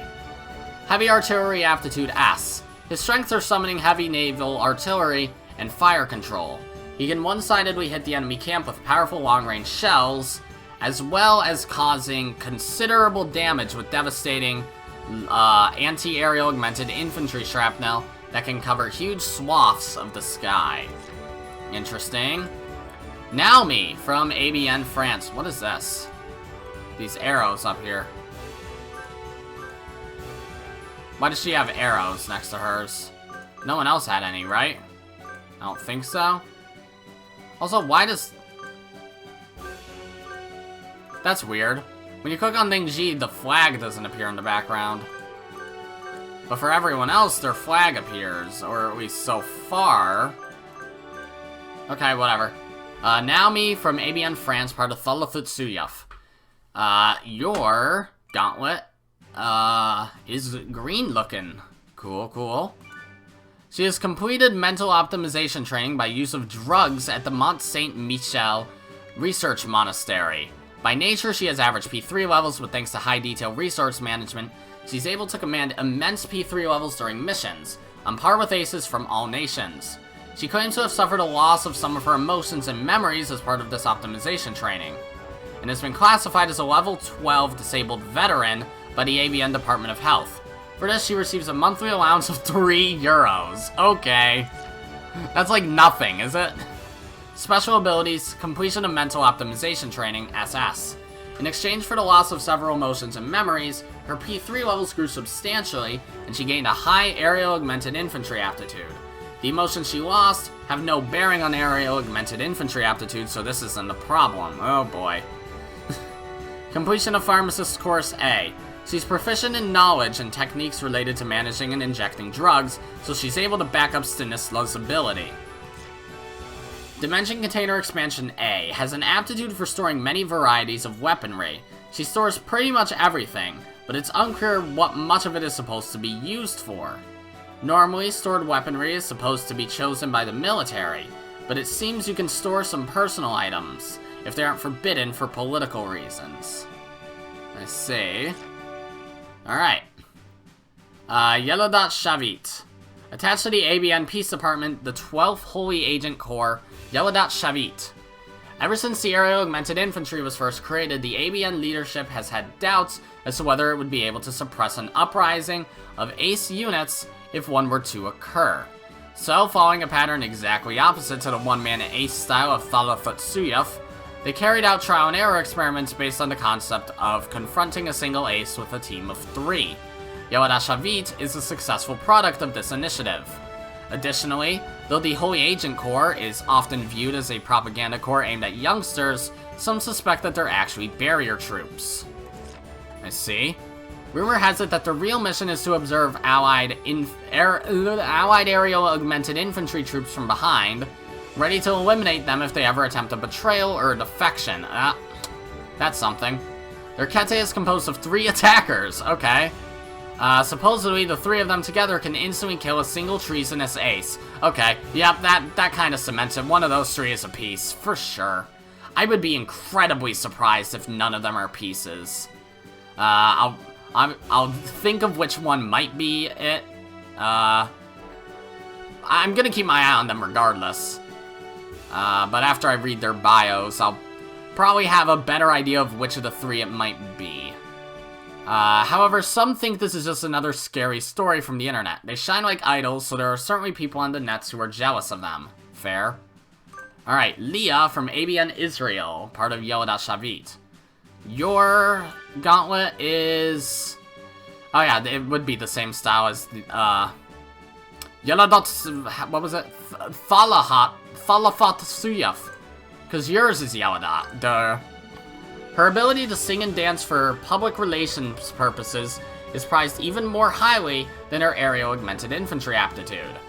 Her P3 levels are not public knowledge, so she is included on lists of ABN Gauntlet Knight aces, leaving no doubts that she possesses considerable talent. Before she joined the ABN Peace Department, she was attached to the ABN Guidance Department. Her history before that is classified due to undisclosed activities involving good deeds. Special abilities: Trinity Comet Death Blow, SS. It's said that they've mastered specialized tactics that will allow the three of them together to instantly kill a single enemy aerial augmented infantry ace. This sounds like an ace-killing finishing move, but it's rumored that this three-person attack would take out its users as well, so its true value is veiled in secrecy. Friendly Observation S. She's capable of closely observing the status of friendly aerial augmented infantry units at all times. Oh, that's the same as Miyao's, right? She can instantly make high-level battlefield judgments and assessments of each of her abilities' performance. This ability is on the same level as Miyao's ability of the same name. However, in her case, all observations are passed on to her superiors. I see. Substitute Weapon Fighting Techniques A. Even when not equipped with Gauntlets, she's well-versed in hidden weapon techniques, making use of everyday objects, and her combat ability is quite high. Okay. To her, anything can become a weapon, even pre-chewed gum or water bottle lids. In particular, her killing techniques with a pair of glasses are worth seeing. Okay, this girl's quack. What? Fatma from ABN Turkey, part of Yellow Dolchavit. Yours is... Is that the same thing? I think that is literally the same exact... It is. It's the same exact gauntlet design. A popular blogger who writes about the daily life of an active duty member of the Aerial Augmented Infantry. In a poll of ABN elementary scores, her popularity was always in the top 3. Some reports say that before joining the ABN Peace Department, she received missionary training at the ABN Missionary Department. Her P3 levels are not public knowledge, but it's clear from her excellent movement that it's a very high number, and that her aerial augmented infantry aptitude is quite high as well. Trinity Comet Death Blow is, again, SS. This is supposedly a magnificent 3-person joint finishing move. Oh, that explains why she also has it. So Stefania will also have it. Which was revealed in a video filled with special effects. But of course, this was just some fun for the sake of the video, and this technique's true power is obviously still classified. Those three are gonna do that to someone, aren't they? Maybe none of the three are pieces. Either one of them is a piece, or none of them are pieces. If one of them is a piece, they're probably gonna use that move on someone who's innocent. And if none of them are pieces, it'd be pretty cool if they use it on someone who is a piece. So either way, that'd be interesting.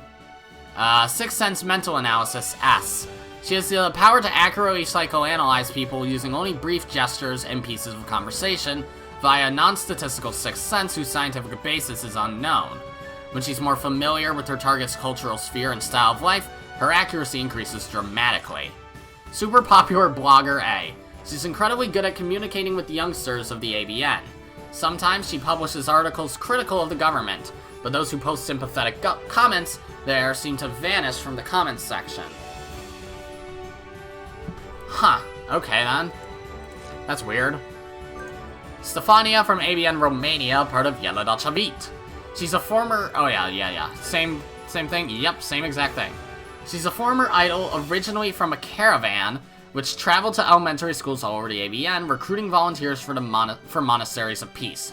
Her P3 levels are not public knowledge, but in videos taken by the caravan, she achieved world-class marks, though they came with the warning that this was just a preliminary measurement. There was an event where 20 idols were allowed to join the caravan for a trial period, but except for her, none of them showed up in later videos. Okay.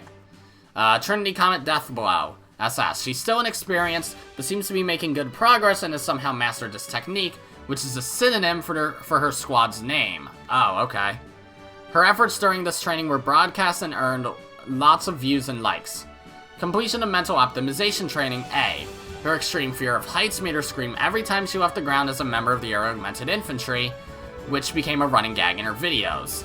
In actual fact, she had already overcome this weakness through optimization training, so her gag was all an act. Okay. Ally Coordination A. That's an idol for you. Coordinated performances are no big deal for her. She even knows the sly technique of screwing up on purpose to make people notice her. That's an idol for you. Huh. Okay, of the three then, I don't think it's Stefania. So it'd be either Leah or Fatma. Because both of them had weird things going on. Like, Stefania, her whole thing apparently is tricking people anyways. So I feel like while it'd be in character, it'd be too obvious. And then Leah and Fatma. So Leah has some... Yeah, she can apparently kill in all sorts of weird-ass ways. While Fatma had people vanishing from her comments section. But granted, I guess all three of them could be I guess it would make sense that, if one of these three is a piece, or, well, of this whole fucking group of people, 4 of them are pieces. I don't think Ryukishi would make it obvious, from their character bios, which one are pieces.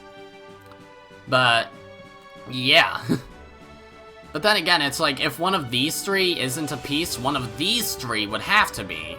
And that goes for literally every group. I don't know if it was already implied there that Miyao was one of them, though. But it's possible. Or maybe it's like a backwards way of saying, like, oh, Miyao, you're actually... Well, maybe Miyao is a piece, but not one of the kings. Maybe the kings are the good guys or something. And their pieces are good. Maybe that's what it is. And maybe that was like a backwards way of saying, oh, Lingji and Kashka are pieces. But whatever, let's continue reading these. ACR, the Africa Commonwealth Realm. Immediately following World War III, a hero king shockingly united the African continent. He built up a powerful group of nations and now forms one of the world's great factions. And Madagascar isn't part of it, I guess, because this dude isn't with their group, so lovely. Oh yeah, all of them had their flag, right? Yeah. Rather than trying to forcibly integrate all of Africa's countless ancient cultures and religions, the Commonwealth King ruled while serving as the highest-ranking member of all cultures and religions. While they respect tradition and culture, they have also taken up factory-managed childbirth following the AOU's example, claiming to be a new nation group that combines both tradition and the state-of-the-art. Some members of the royal family blame failures in national policy on other factions, taking an overly hostile attitude in the belief that the people from other factions are looking to split Africa up into colonies once again. Because of the excesses of some royal family members, other factions believe the royal family is corrupt and abusing their people. Okay. Oh Jesus Christ. Attached to the ACR Royal Aerial Knights Corps, the June 1st King's Tour Memorial Squad, also known as Squad 601. I will call it Squad 601, thank you. A one-man ace kete that exists for the sole purpose of assisting Princess Rethabile of the ACR. Or is it Rethabile? Some of these names I'm not sure how to pronounce, but that's not too problematic right now, I'd assume. To the ACR royal family and military, the activities and appearance of this princess are nothing more or less than the ultimate propaganda material. Furthermore, she's well down the line of succession, and it would be possible to deify her if she perished in the line of duty. So while they give her the best support possible, they also mercilessly place her on the front lines. Yikes. However, Rethabile herself wants to go to the front lines, and seems to have decided inside her heart that she's fated to perish anyway. If she's fated to perish anyway, she might as well do it gloriously, okay? Their kete is composed of 1 attacker and 2 responders. Fundamentally, it's Ishak and Abdo's job to give Rethabile a chance to shine. But when they see that she's developed tunnel vision from focusing so much on a goal, they provide her support without holding anything back. They're particularly focused on anti-aerial augmented infantry battles, and their highest ideal is to end conflicts with sportsmanship, by having aces from both sides step forward and duel just like ancient times. Okay, Rethabile from ACR South Africa, part of Squad 601. A princess from the ACR royal family and the 21st in line to the throne. What? All of the royal family's princes and princesses are supposedly talented Gauntlet Knights with extremely high P3 levels, but she's the only one who has been seen flying in the public eye. Damn, okay. Since she displays genius class P3 levels, she has been given the best of education since infancy, and has the aptitude of an aerial augmented infantry prodigy. Many call her the strongest ace in the Southern Hemisphere. Special abilities: Aerial Princess Knight SS. She has been prepared since birth to stand in the front lines as a member of the royal family, fighting and building a legend that will be completed upon the event of her death.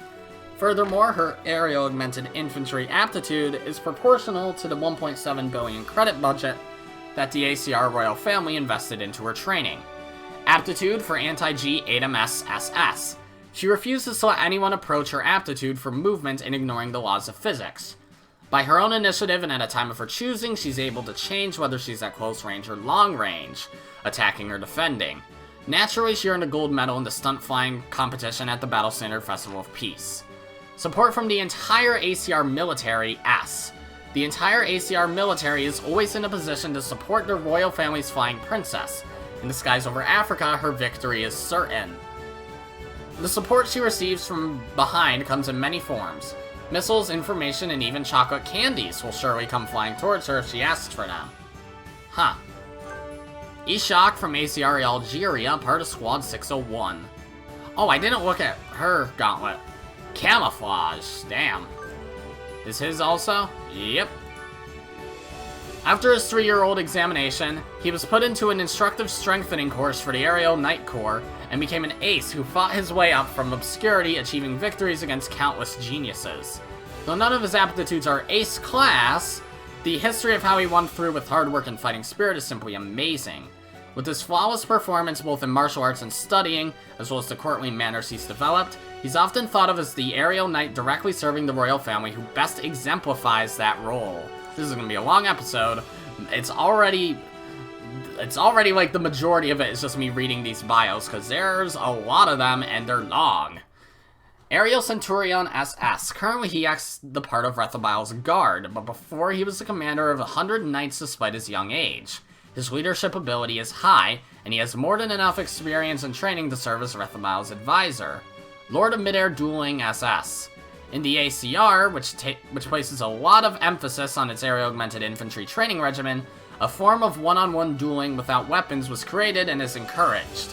He achieved victory multiple times in this sort of mid-air duel, and he's supremely confident in his ability to fight at close range in the skies. Neurotransmitter dependence -A. It was discovered that some of the ancient drugs he was given to raise his P3 levels were addictive, and he's developed a strong dependence to them. Fortunately, it doesn't cause any problems, as long as he intakes a sufficient amount, but there's no guarantee that other side effects won't be discovered later. Okay? Abdo from ACR Senegal, part of Squad 601. Yours is also camo and blocky. Nice. Because of a streak of bad luck, he was kicked out of the elite course despite having considerable aerial augmented infantry talent. Ishak recognized his talent and recommended him for the Aerial Knights. Rethabile took a liking to him, which brings us to the present day. His P3 level measurements are very unstable, but many people call him a diamond in the rough who stands out more and more the longer he trains. Advantages of Youth S. He has a youthful quality that allows him to face all challenges without fearing risk. Because of this, he's able to accept the kind of training, experimentation, and drugs that require signing a consent form beforehand, all without having to bear an emotional cost. Okay? Overkill S. He's talented at summoning multiple cannons at once and performing simultaneous target tracking. It's a flashy skill typical of the young that clearly wastes ammo. However, an all-out attack with plenty of tracers can be quite intimidating. The invincible stamina of Youth S. He's young, he's spirited. He can get by just fine without sleep. He can do after parties and all-nighters unceasingly, and he still has never relied on anti-fatigue drugs. Dude, I wish. Maybe not the party stuff, but being able to, like, be awake. On top of that, he never gets fat no matter how much he eats. He says he has a body that's incapable of getting fat. I'd like to record those words and play them back 20 years later. Damn. This dude, didn't it say that he... Because of a streak of bad luck. I wonder why he has so much bad luck! Because his good luck was all used up! Oh Jesus. Attached to the ACR Combined Military, part of the 1st Aerial Knight Corps, the Queen's Cairo Visit Memorial Squad, also known as the Cairo Squad. The ACR tends to value exceptional individual achievement over group action. The Cairo Squad is one among many squads composed of the best talent from the Aerial Augmented Infantry divisions, serving under the ACR Combined Military. Their unique kete is composed of 3 responders. Unlike kete from other factions, they're under no obligations to work in concert with each other, and each is allowed to do as they see fit. This might make it sound like there's no reason for them to be a kete, but their relationship, while unusual, is not a bad one, and they alternate between coordinating, protecting each other, and competing with each other, all according to their own rules. I see. This unique kete's surprising strength is that no formula can predict what they'll do, and in their friendly battles with people from other factions, all of their opponents are forced to admit that they were erratic and difficult to contend with. Okay? Noor from ACR Egypt. And from the Cairo squad. Yours is, I should have figured, it is also camo with a huge blade. That's gonna be problematic, ain't it? Her P3 levels are far from high, but she's extremely skilled at self-management techniques that allow her levels to peak out during actual combat. Despite her horrible grades when she first entered the ACR Egypt Aerial Knights Corps, she eventually became the unshakable top scorer. The mental concentration techniques she says were passed down to her from her ancestors are now compulsory for Aerial Knight Corps across the ACR. Peak Control SS. Even aces from around the world are at the whims of their rising and receding P3 levels, and it isn't uncommon for them to be unable to wield their true power. However, this never happens with her, so she's always at peak performance. Summoning Autonomous Weaponry S. She's talented at storing large numbers of autonomous attack drones, summoning them simultaneously, and controlling them. It's possible for her to deal with all situations by using different types of drones. Late Bloomer A. Since she values the peaks of waves, she tends to learn things at her own pace and is slightly slow. However, she always does learn in the end. The way she moves at her own speed looks incredibly graceful, and she's an object of admiration for many of the younger trainees. However, though this may look elegant, she's actually undergoing a fierce process of trial and error inside her head. Huh. Gauntlet from ACR Ethiopia, part of the Cairo squad. Her gauntlet's gonna be camo too. Yep. A genius member of the Aerial Augmented Infantry who entered the ACR Ethiopian Aerial Knight Corps at the age of 9. Oh. Well, damn. That's a bit young. In addition to her extremely high P3 levels, she uses ultra-high-speed mental processing techniques that are subconscious even to her and defy analysis. These are thought to be some sort of supernatural power. The ACR Royal Brain Power Research Center investigated her for years, but they gave up under analysis and the team was disbanded. Huh. A girl born in the sky SS. She's a born genius with an aerial augmented infantry aptitude so high that many suspect it came from a military research institution. Just like how fish can swim in the sea without anyone telling them how, she succeeded in hovering at the age of 3. Wow. Multi-barreled machine gun aptitude SS. She's particularly talented at increasing the ammunition capacity of multi-barreled machine guns. She looks truly innocent when firing those off like fireworks. Terrifyingly, she achieves shooting simulator grades comparable to active duty aerial knights while still just 5 years old. Mental barriers of adolescence -A. She was a kid genius, but when she entered adolescence, her thinking ability began to grow less focused, and a small drop in her P3 levels was noticed. Okay. Opinions are divided as to whether this is a sign that her talent is fading, or proof that this weapon girl is now finally growing as a human being. Okay. Is she taller than 9? Okay. I guess these two are different ages. I thought they would be like the same age, but it seems like Gannet's nearly as tall as some of these other characters. She's way older than I thought she was then, I guess. Mariana, yep, also with a wacky blade. Does yours have a blade? All of yours have blades. Weird. Mariana from ACR Angola, part of the Cairo squad. One of the young children who received mental training at the Lubongo Toddler Brain Power Research Center, she was the only one who achieved P3 levels that could compete with the world's best.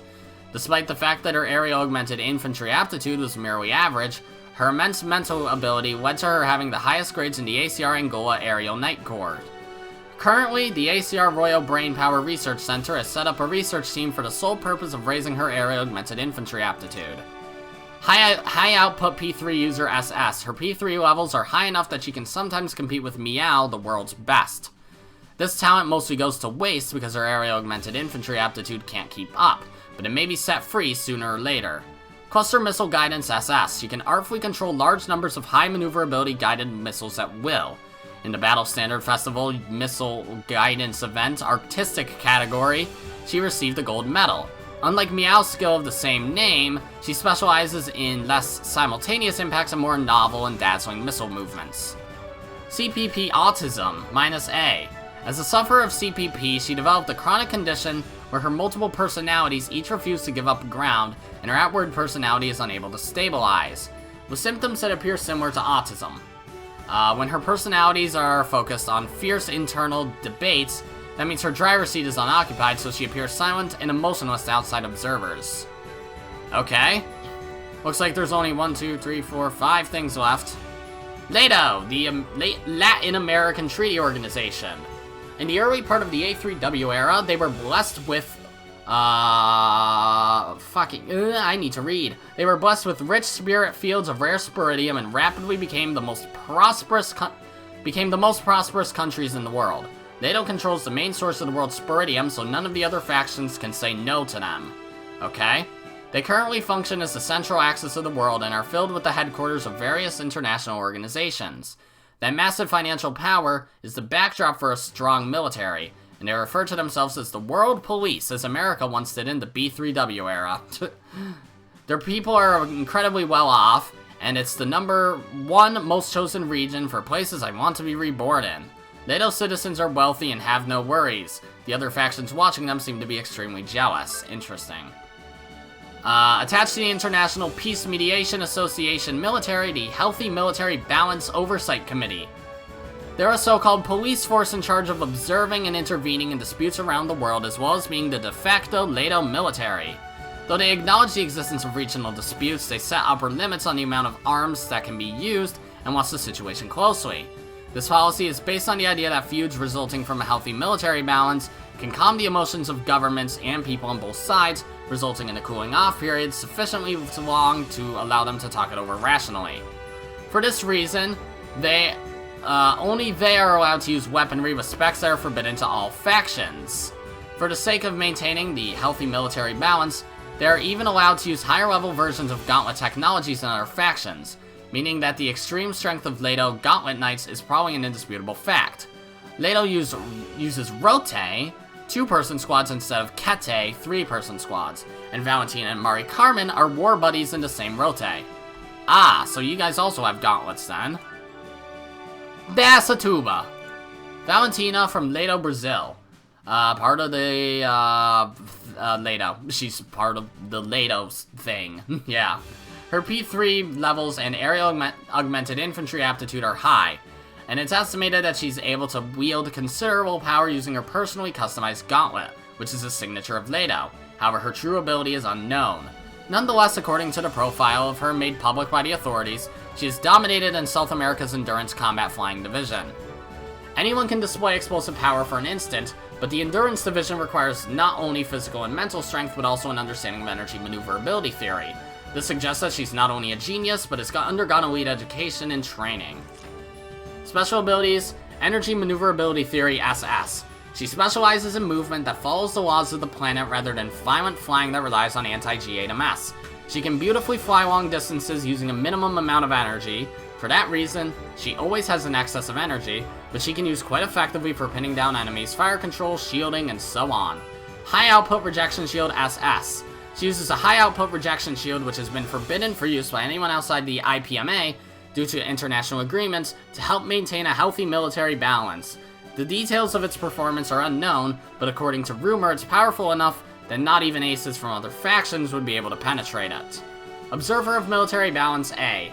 As an observer from the Healthy Military Balance Oversight Committee, she's able to throw her weight around a bit when dealing with militaries from other factions. Since none of the factions want LATO as their enemy, no matter which military she goes to, she can always drink tea for free in the coolest room. Alright, Mari Carmen from LATO, Mexico. Okay, I thought they looked super duper similar for a second, but no, they have different faces. Part of LATO. She has a natural talent for oh yeah, what's that? Is it also a tuba? It is also a tuba. Why do you look so smug with your tuba arm? Get out of here. She has a natural talent for acrobatic flying. and it's thought that she would have been guaranteed a medal if she had been able to participate in the Battle Standard Festival. She's been in the acrobatics division so long, many thought she wasn't well suited for combat. But later it was revealed that she was a star pupil who had received combat training at a special institution. It's suspected that her true power is an unknown quantity, even within Leto. When she formed a rote with Valentina, it was thought that her power would finally be revealed. But she's only gotten so-so scores so far. She remains an unknown quantity. Special abilities. A skilled hawk hides its talons, SS. She likes surprising people, so she never reveals what's up her sleeve easily. On the contrary, she'll even feign ignorance for the sake of a purpose. Nearly everyone is fooled and mistakenly thinks they're better than her, and that is when she grins. Aptitude for simultaneous summoning of weaponry, SS. Her ability to simultaneously summon multiple weapons in a large area, hold them there, and control them is ahead of the pack, even when compared to aces from other factions. This is thought to be the result of her brain power as well as technology allowed only to Leto. Observer of Military Balance, A. As an observer from the Healthy Military Balance Oversight Committee, she's able to throw her weight around a bit when dealing with militaries from other factions. Since none of the factions want Leto as their enemy, no matter which military cafeteria she goes to, she always gets as much free dessert as she can eat. And Carol Poyo, of the Audi Frog Company and the genus Audi Frog, a freely distributed AI character icon. The default character icon of various communication tools, recognized as the most talked to thing in the world by the Arthur World Records. As a side note, the most common phrase said to it is, "How do I delete you?" It's often criticized for being foul-mouthed or perverted, but this is merely Carol Poyo communicating in a way that's optimized for the individual user. Once a certain senator apparently proclaimed that Carol Poyo was unsuitable for young men due to its propensity for seeking out adult videos of mature women, thereby digging his own grave.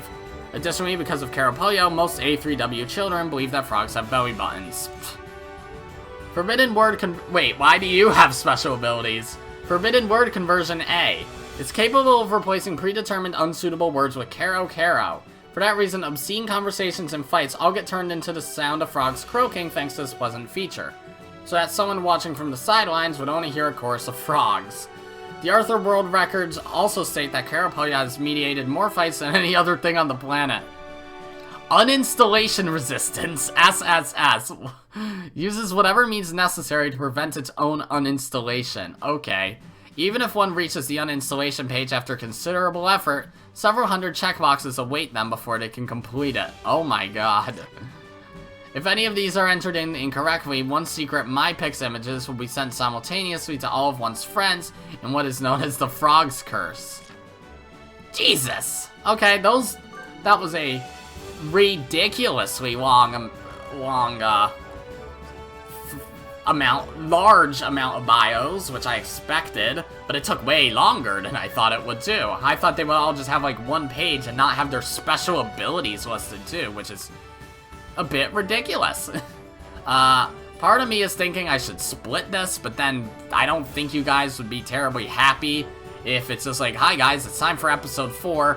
In this episode, I just read the character bios.